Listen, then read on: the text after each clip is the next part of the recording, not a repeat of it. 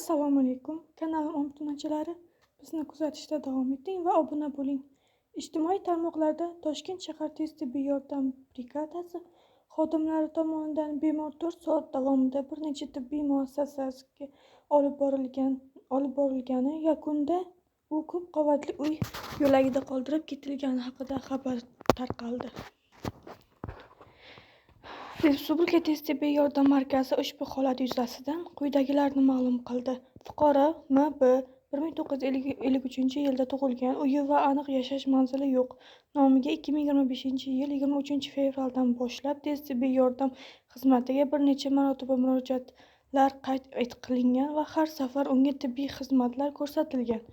Bundan tashqari, M.B.ni 4-son va 1-son shahar klinika shifoxonalariga bir necha marotaba olib borilgan, jumladan joriy 6-mart kunining o'zida uning nomidan 4 marta chaqiruv uyushtirilgan va hammasida tibbiy xizmatdan foydalangan. 6-mart kuni dastlab soat 10:53 da Bo'zsov 21.1 manziliga shu yerda yashovchi fuqaro tomonidan chaqiriq berilgan.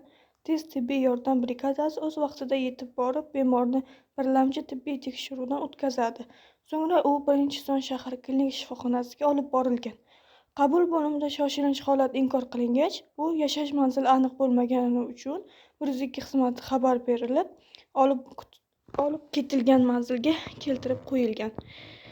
Keyingi chaqiriq esa soat 13:34 da Bo'zsov 21 manzilga IB xodimi tomonidan amalga oshirilgan. Voqea rivoji deyarli bir xilda davom etadi. Faqat yakunda bemor bu safar yashash manzili Buyuk Ipak yo'li ko'chasi 421-uy deb ko'rsatgani sababli tibbiy brigada tomonidan Kol markazi katta shifokor hamda 112 va 102 xodimlari bilan birlashib aytilgan manzilga keltirib qo'yilgan.